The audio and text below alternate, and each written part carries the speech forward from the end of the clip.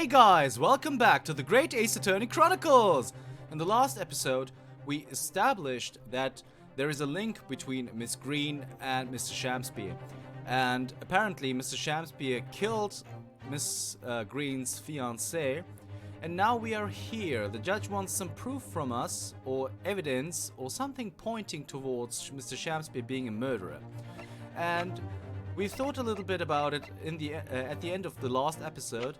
And I don't think there is anything else beside the handprints on the wall. Because Miss Green's card doesn't make any sense. That helps us locate the hiding place of the deceased convict's hole. If we check out the file here, if there was a hint in here, the Scotland Yard would already have found the loot. The poison doesn't make any sense, this photograph doesn't make any sense, the gas meter doesn't make any... although... Nah, there's a box, a coin box, but that doesn't make any sense. The medical report doesn't make any sense. If you take a look here, there's no hint, at least I can't really spot any. The teacups don't make any sense, the bar of soap doesn't, the torn off end of the envelope doesn't, the street map doesn't, the second-hand book receipt doesn't, and our armband won't at any point, so I'm just gonna go with the handprints on the wall. So let's do that. If I'm not mistaken, those are Mr. Shamspeare's handprints on the wall of his lodgings. That's right, my lord. Exposed as a result of the defense's independent investigation of the scene. Based on a wonderful new discovery in the field of forensic science by the great detective Mr. Sholmes. A great detective? Is that some kind of joke? Do you really think I'm going to be daunted by a man with such a ridiculous title? I should think the great bard ought to recognize such a title when he hears one, Mr. Shamspeare. Perhaps we should compete for the honor of most ridiculous title. Oh! 'Tis Herlock Sholmes himself! What are you doing here, great detective? Your usual haunts are the filthy back streets of the capital, are they not? Ah, Mr. Reaper, it's been too long, and I see your complexion has worsened since last we met. Mr. Sholmes! He does know Lord von Zieks then, well enough to say something like that in any case. Mr. Sholmes, though you may be heralded as a great detective by the population at large, that does not give you the right to come and go in my courtroom as you see fit. If I may, my lord, Mr. Sholmes' newly developed scientific method has helped us to uncover vital clues in this case already. Clues, you say? I call them skin prints, my lord. My method identifies every location touched by an individual under scrutiny. It's the method by which we were able to ascertain this gentleman's gas pipe activities. Oh! You need only a small sample of something the individual has previously touched to make an indicator solution. In your case, sir, I used the teacup you had been holding elementary. So now, Mr. Naruto. Yes? What am I to use as a sample to make the indicator solution this time? Thank you for your offering to help, Mr. Sholmes. When the convict was arrested, he was living in what is now Soseki-san's room. We need a sample to help locate Selden's loot that's hidden in his room or in his old room. What form will the sample take? So it has to be a person, right? Because it's skin prints, so we're gonna present a person. We will need something of Selden's in order to create the indicator solution to find his loot. And something the convict owned happens to be in the possession of somebody listed in the court record. Upon my word, Mr. Naruto, your powers of reasoning appear to be on the up. So, which particular person do you have in mind? From whom can we obtain a possession of the late convict Selden to create the indicator solution? Well, it is William Shamspeare, right? Take that! And what, pray, does said person possess that could be applicable to our purpose? Let's hear your new and improved powers of reasoning at work, my dear fellow. Oh, that was wrong, apparently. Dear me, your left eye just twitched. Are you currently concocting an elaborate excuse? Not some clever Japanese joke about a wet noodle, I hope. Oh, you got me. Oh,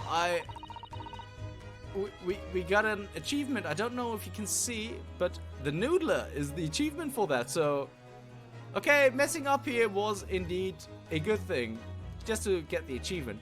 I think we need to reconsider this from the start, Mr. Naruhodo. Why do I feel as though Susato-san is studying my left eye now? I'm ready and waiting, Mr. Naruhodo. The rest is in your hands. From whom can we obtain a possession of the late convict Selden to create the indicator solution?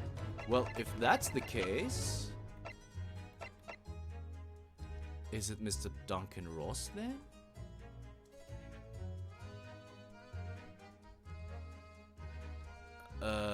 But he's dead. But maybe... Wait, how did this doesn't make any sense. But she was in there and she had the key. Okay, so let's just go with Olive Green then. Miss Green. Me? What do you want with me? The key around your neck, if you please. Sorry? That key belonged to Selden. There will be remnants of secretions from the man's skin on its surface that we can use. Very true. That is the sample we need. Using it, we can create the indicator solution required for Mr. Sholmes' skin print seeker. And find out exactly what Selden touched in the room that he used to rent. Oh! Mr. Shamspeare, as one grade to another, I assure you. If the late convict's hole is hidden somewhere in his former lodgings, I shall uncover it in no more than 30 minutes. Oh! So, Mr. Shamspeare, the truth is well within our grasp now, and as such, you will never get your hands on Selden's stolen wealth.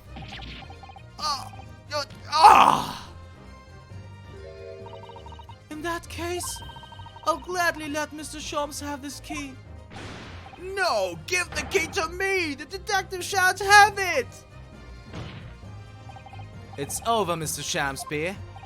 No! No! You're out of options now. There's only one thing left for you to do. Admit your guilt! Vow! Oh, shameful spear! Despair! Be thy name!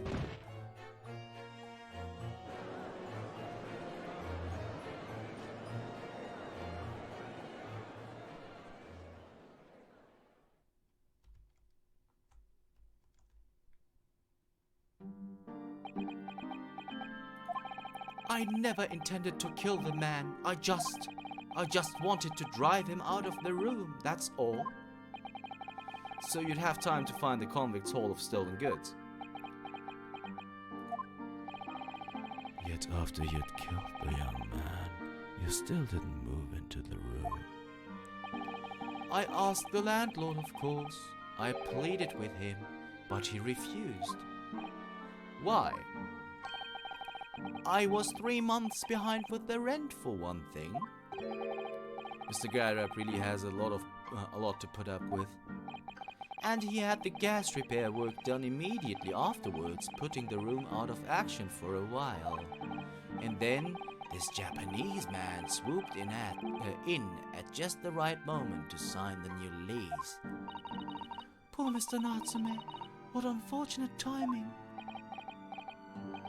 Then, 5 days ago, after the incident on Briar Road when the Japanese fellow got himself arrested, I thought I'd finally have my chance, but it wasn't to be.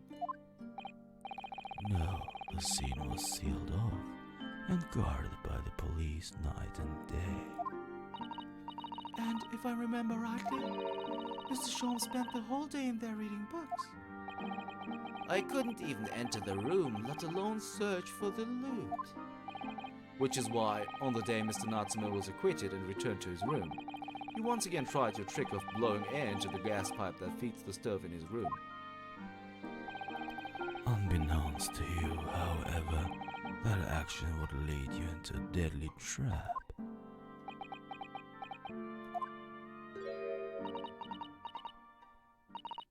William Shakespeare, how does it go? To be or not to be? That is the question. From Shakespeare's Hamlet, Act 3, Scene 1. Well, let me tell you, in your case, it's not to be. That is the answer. You deserve to die for what you've done.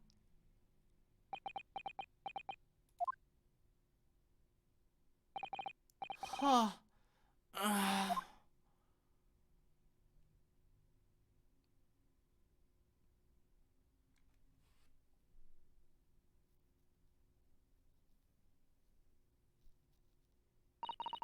At first, I really did think it was just a terrible accident.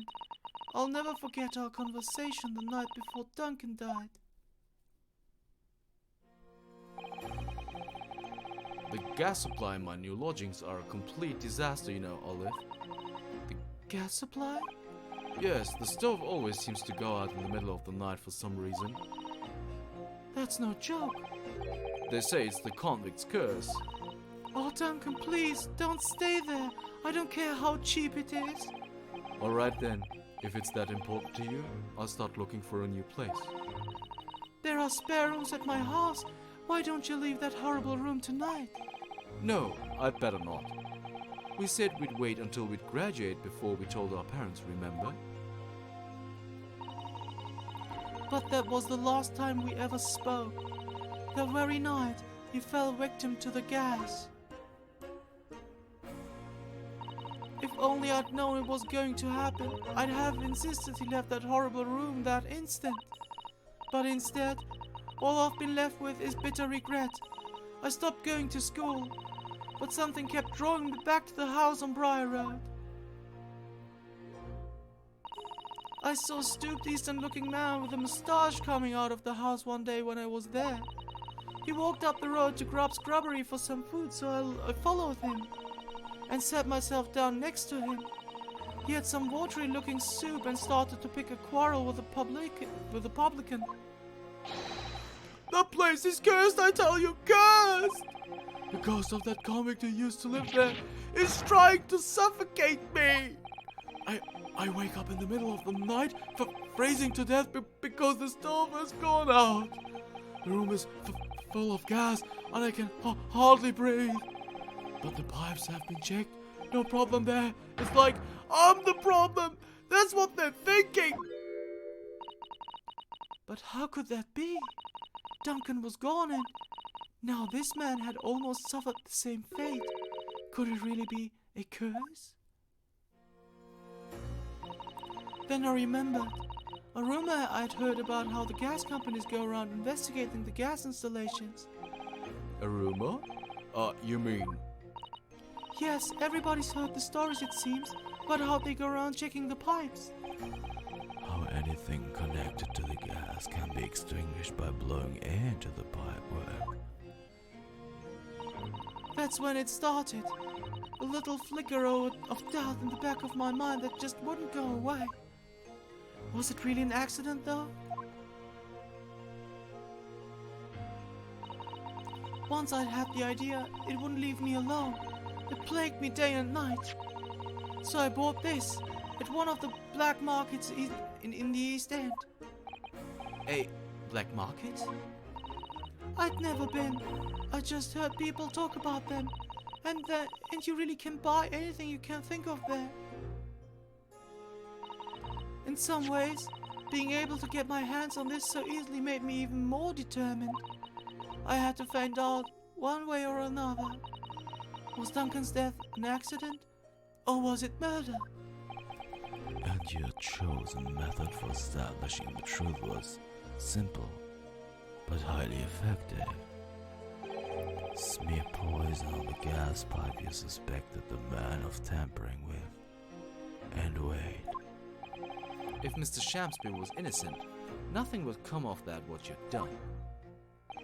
But if he was guilty, he would pay for his crimes dearly. I found out the name of the man I suspected, William Shamsby. And then I wrote him this little note. I have information regarding the death of Duncan Ross. Come to the Slug and Selden Briar Road at 5 p.m. on the 17th. Don't tell anybody else about this letter or the meeting. It is a matter of utmost importance. If he'd done it, I knew what would worry him enough so he'd be sure to go. So I waited to see if it worked. And of course, Mr. Shamsby followed the instructions to the letter. I worked out where the gas pipe was straight away. So I smeared a good amount of the poison I poured all around the mouth of the pipe. All the time praying that the devil's work wouldn't be done, and that it was all just some wild fantasy. Actually, no. All the time praying that the devil's work would be done, and that the culprit would get his just desserts.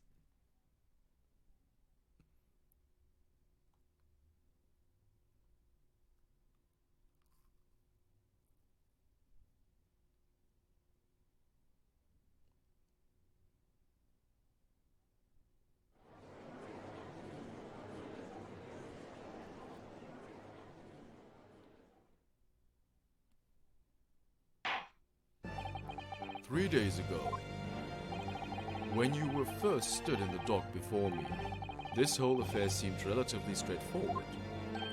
"Yes, my lord." "I certainly never imagined the depths of depravity that we should subsequently find lurking behind the scenes." It has been a long road, my Nipponese friend. "Oh, yes." And one I certainly didn't envisage?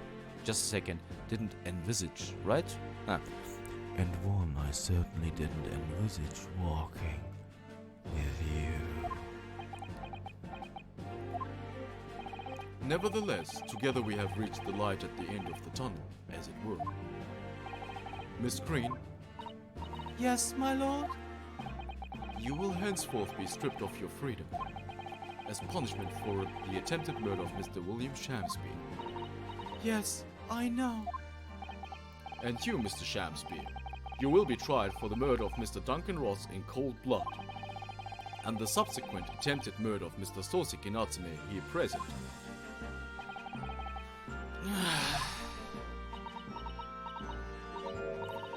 Mr. Naruto? Yes? Yesterday at the hospital, when you and your friends stopped me from ending your life by drinking what was left in the poison bottle? I wasn't myself. I can't even really remember what was going through my mind. To be or not to be, I suppose. That's a question that's so hard to answer, it seems. Well, personally, I'm glad of your being here, Miss Green. And I'd like to believe that it's a blessing Mr. Shamsby didn't die when he ingested the poison. For your sake, at the very least.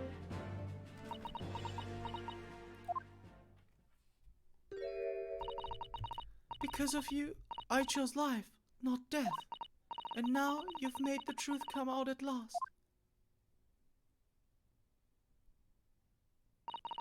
Really, I can't thank you enough. Oh, Miss Green.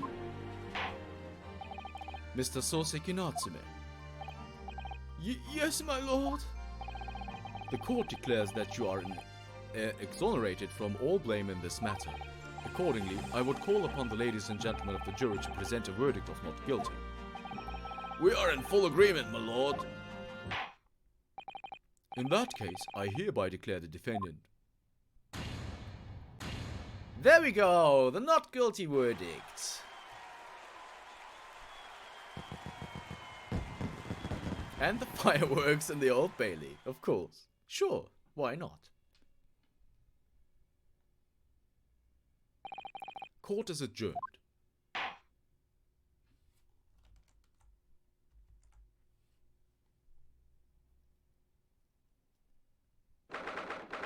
23rd February, 3:24 p.m. The Old Bailey. Defendant's antechamber. Oh, yes, yes, at last. Divine justice duly done. Divine justice? My dear fellow, if there were any divine justice in this world, you would shave the moustache. No, this has nothing to do with my moustache. Some say that a luxuriant moustache is a sign of physical prowess, Mr. Sholmes. Welcome to the Mr. Narone Esquire. Once again, you've saved me from doom. I'm very happy to have been able to help, Mr. Natsume. Congratulations on your acquittal. You're second in almost as many days. I was first acquainted with and gained affection for English literature whilst in our great homeland empire. And then, by a twist of fate, I was brought to the land that bore the fruit of that literature. Only, the city of bricks and mortar became my prison. Try as I might, I never found my feet here. In the end, I confined myself to my room and lived life through friendly old books. You've had such a difficult time, haven't you? Ah, but a week ago now, I dragged you out of that dark and dingy room of yours, did I not? You did. And I've seen more of life in this week than in all my years to date. And for the first time, I feel I've begun to see the true face of the English that's so far been hiding from me behind the wall of fog. My dear fellow, there is nothing special about the true face of the English as you put it. Wheresoever one goes in the world, humans are human. There are few genuine differences. Yes, I think you're right. I finally started to see that, and I've come to understand something. I've worked out why I was attracted to English literature in the first place. It made me see that whatever our nationality, we humans all have the same hopes and fears. We're all just doing our best to live. Well said. I've come to feel the same way. I've made a decision too. I'm going to cut short my study tour here and return to Japan. What? Just when we'd become friends here in England. What a terrible shame. Oh, I know, that does tug at my heartstrings, it really does. But I've decided I'd like to take everything I've learned here in Britain and write something of my own. A novel of sorts, I suppose. Oh my, so you'll be creating your own literature, Mr. Natsume? How wonderful! Sorry, guys. Oh well, no, I mean, I wouldn't presume to call it literature! Why not, when that is precisely the definition, Mr. Moustache? I suppose you're right, yes. It will, in a way, be literature. But as of now, all I know is that I'd like to try my hand at writing. I have no delusions of grandeur. I, for one, would love to read your work. Well, all things considered, it may be for the best. After all, you have once again emerged victorious from a battle with the Reaper. Oh! That's very true. And there is no salvation for a person in the dock when the Reaper is the prosecutor. The desire to return post-haste to the perceived safety of your homeland is one I quite understand. My goodness, yes. Faced with such a terrifying prospect. Nobody would consider it cowardly, I'm quite sure. But that's not why I'm leaving! I mean it!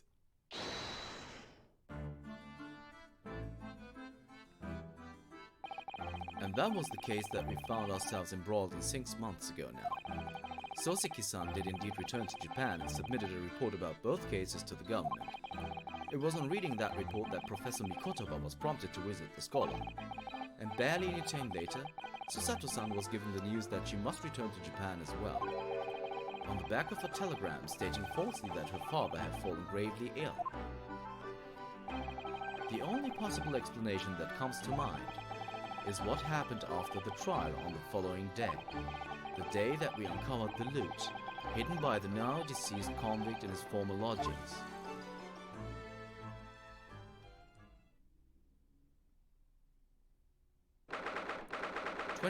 February 10:13 a.m. Mr. Natsume's room. Just before we keep going, Natsume-san is, if you watched my first playthrough of the first game, then I already stated that Soseki Natsume is actually a historical figure and a very, very influential writer in Japan. He did write Kokoro, which is the giver of the name of this adventure here, of this chapter of the Great Ace Attorney Chronicles. And Kokoro seems to be a very influential novel in Japan. I haven't read it yet, but I actually bought it, and I'm going to read it. It seems to be very influential, so if you are eager to know, just maybe buy it and give it a read. It might be very good, because if it's so influential, it must be good, pretty much. All of world literature that is going down as a work of art and stays that way is always very good. So, just Kokoro from Soseki Natsume. If you want to give it a read, do so. Oh, well done, Mr. Sholmes. How simply marvelous of you to uncover the secret hiding place in just one day. Wasn't it supposed to take 30 minutes? As I believe I told you, my dear fellows, skin prints are extremely useful in such situations. Wouldn't you agree, Gregson?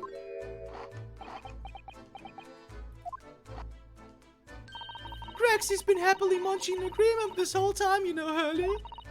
Happily? I think perhaps humorlessly might be closer to the truth. So, it transpires the man fashioned a hiding place in the ceiling. And what's in it? What exactly is the loot? Let us look then. If you're ready, let's examine the late burglar's hole. What is that?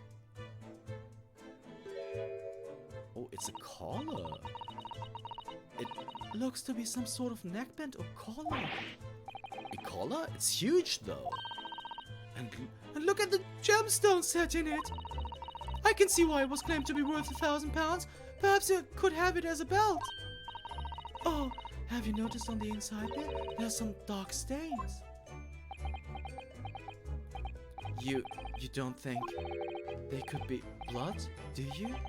I mean, there's quite a lot of it. On second thoughts, perhaps I won't have it as a belt. Then of course there's this emblem here. A large letter B and a small crown. What does it signify, do you think? Oh, I hadn't noticed that.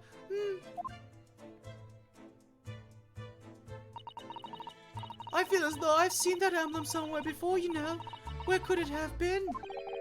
That's enough of that, I think. What? What's the matter with Mr. Sholmes?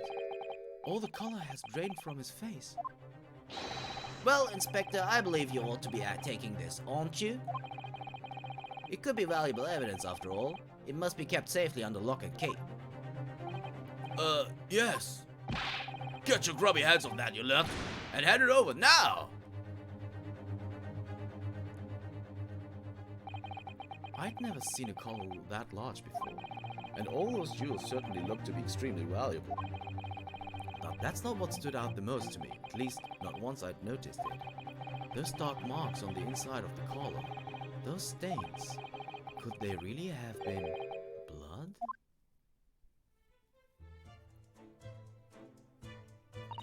Well, that was a funny case, wasn't it? But it's all buttoned up now. And you look very pleased, Iris. I am, because I was starting to wonder what I could use as the basis of this month's story in the magazine. But this case will be perfect. It's been so fascinating. You're talking about the latest installment of the Adventures of Sherlock Holmes, I presume. The mystery of the knife and the mist, and the mustached man and the convict's curse, perhaps. I could make it a two-part story. Oh, I can't wait. A word, please, Iris. Yes, what is it, Hurley? I'm sorry, but you can't write about this case. It's out of the question. What? Why not? It's a great case. Then I shall have to insist that you limit yourself to the first of your two titles. The second must never be written. Is that clear? Yes. What? And so it was that the second of Soseki-san's cases became buried in obscurity. Now, looking back, I feel I understand. I can see why Mr. Sholmes forbade Iris from publishing the story. It would take a little longer before I saw the link between everything that had happened and would happen. For it wasn't until 2 months after the arrival of Susato-san's letter that events began to unfurl again, with an incident that took place at the very heart of the eagerly awaited Great Exhibition of London. Well, so the story finally unfolds as it seems. So, guys, if you want to know what the next adventure, what the next chapter of the Great Ace Attorney Chronicles resolve is, you'll have to tune in next time. See you then.